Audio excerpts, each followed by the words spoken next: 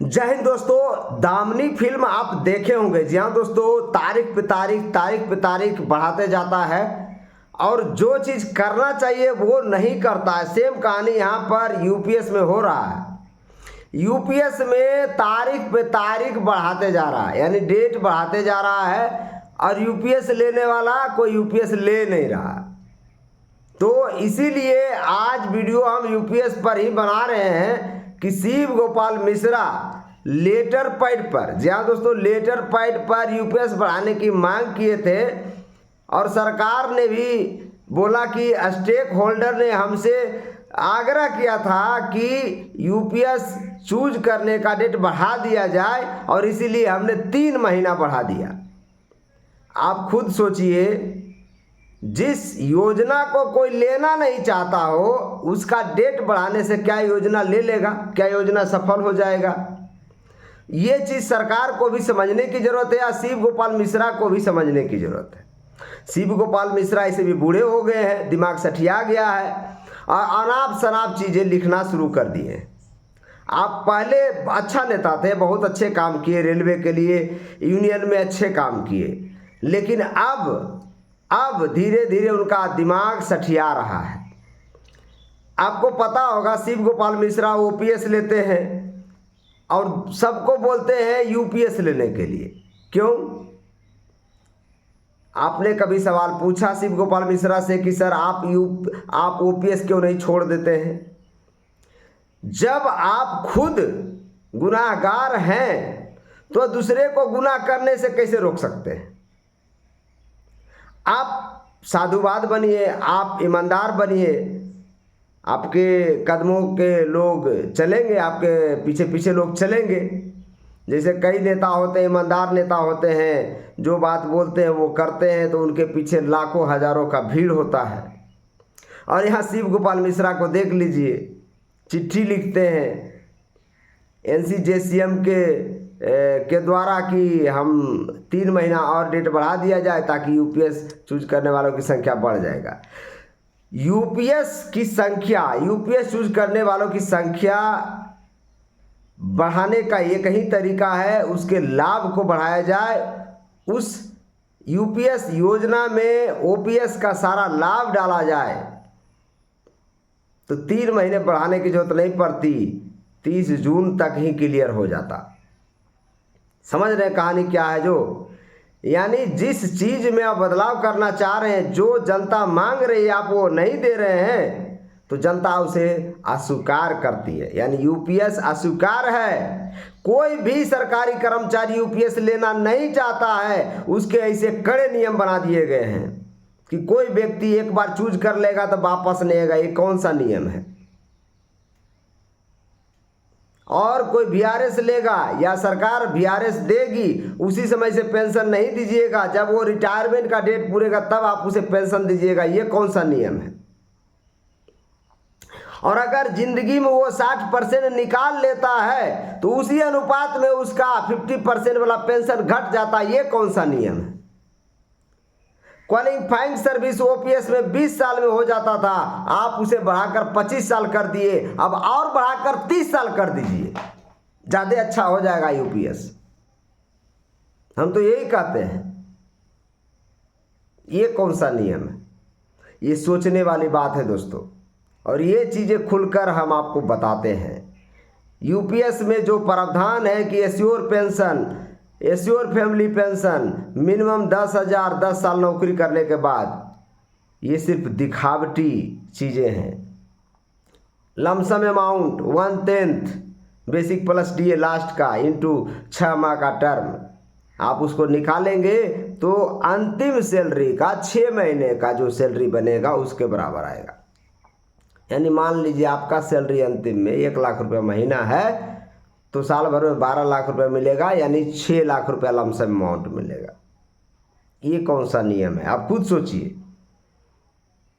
महंगाई के अनुसार से डीआर बढ़ेगा, डियरनेस रिलीफ बढ़ेगा। ये तो अच्छा था, ये बढ़िया नियम है। और बाकी इसके अंदरूनी चीज़ें, एनपीएस का सारा रूल इसमें आप डाल दिए हैं, ओपीएस का थोड़ा थोड़ा कुछ कुछ लेकर डाले हैं एश्योर पेंशन के नाम पर। और ये आप कैसे गारंटी कहेंगे कि कोई व्यक्ति रिटायर होगा तो कितना साल जिएगा? रिटायरमेंट के साथ अगर पति पत्नी 2-4 साल में राम नाम सत्य हो जाता है तो सारा पैसा आप हड़प लेते हो, ये कौन सा नियम है?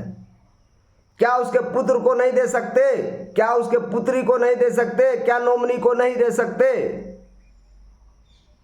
एनपीएस में 100% पैसा वापसी का गारंटी लेता है।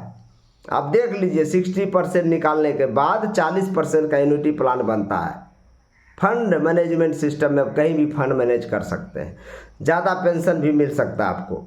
और उसके बाद आपकी मृत्यु के बाद आपके पति पत्नी जो भी हो उसको भी पेंशन वही मिलेगा जो आपको मिल रहा था, और उसकी मृत्यु के बाद आपका पुत्र को वो 40% वाला भी मिल जाएगा पैसा, यानी 100% मिल जा रहा है एनपीएस में।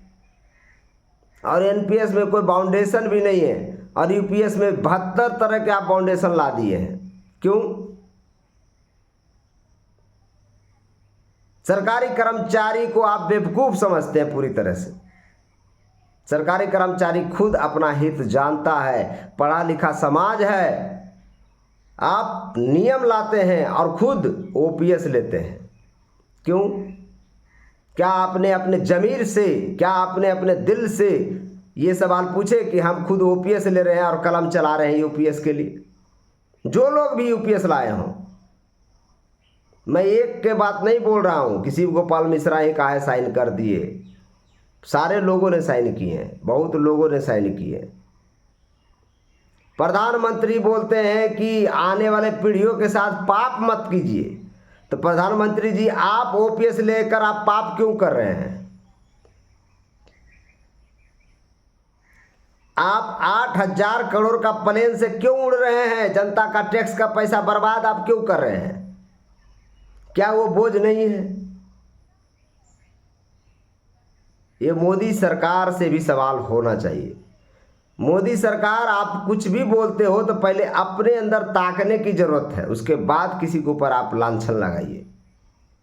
आप बोलते हैं कि आने वाले पीढ़ियों को क्या मिलेगा?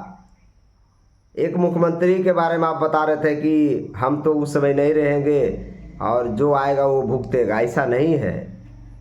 हमारे देश जब गरीब था उस समय ओपीएस देता था, लाल गेहूं अमेरिका से मंगाता था, उस समय भी ओपीएस देता था। और आज आप महाशक्ति, आर्थिक महाशक्ति बनने जा रहे हैं, तो आपके पास पैसा नहीं है सरकारी कर्मचारियों को देने के लिए। बॉर्डर पर अर्धसैनिक बल शहीद हो जाता है, उसके शहीदी का दर्जा देने के लिए आपके पास कोई सिस्टम नहीं है।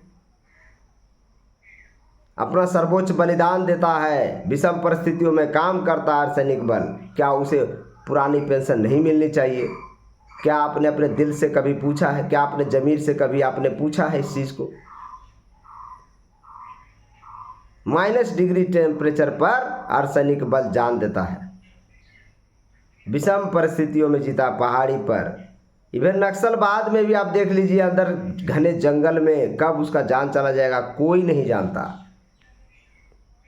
देश के सुरक्षा में हमेशा तैनात रहता है, आपके जैसे माननीयों के साथ हमेशा बंदूक ताने, सीना ताने खड़ा रहता है गोली खाने के लिए।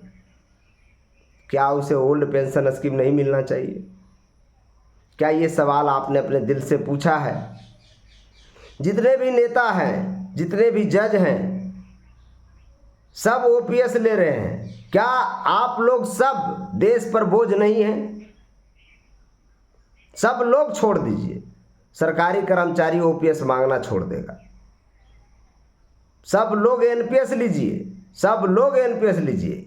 1 नेशन 1 पेंशन, सरकारी हो या प्राइवेट आदमी हो, नेता हो, जज हो, सेना हो, सेना को छोड़ दीजिए। सेना देश की सर्वोच्च सुरक्षा करता, सेना को छोड़कर सिर्फ सेना को आप दीजिए और सैनिक बल को दीजिए। बाकी कोई भी आधिकारिक रूप से अधिकार नहीं रखता है ओपीएस लेने का। देश का पैसा बचाना है आपको तो ये काम करिए। सबसे बेस्ट तरीका, honesty is the best policy. मानवता के लिए सबसे बढ़िया यही होगा कि सब लोग अपने मन से ओपीएस छोड़ दें। जितने भी नेता ओपीएस ले रहे हैं, गैस सिलेंडर के सब्सिडी के समय में तो आप तो किए थे, बहुत सारे नेता लोग छोड़ दिए थे। इस बार भी थोड़ा बड़ा दिल दिखाइए और अपना ओपीएस छोड़ दीजिए, एनपीएस चूज कर लीजिए। देखते हैं कितना बड़ा दिल है आपका, कितना बड़ा डिसीजन आप लेते हैं। ये देश की सच्चाई है, बोलते कुछ और हैं, करते कुछ और हैं। बाकी आप खुद समझदार हैं दोस्तों, आप खुद समझदार हैं। मेरे चैनल को लाइक करें, शेयर करें, सब्सक्राइब करें। हम वीडियो ऐसे ही बनाते रहेंगे। जय हिंद।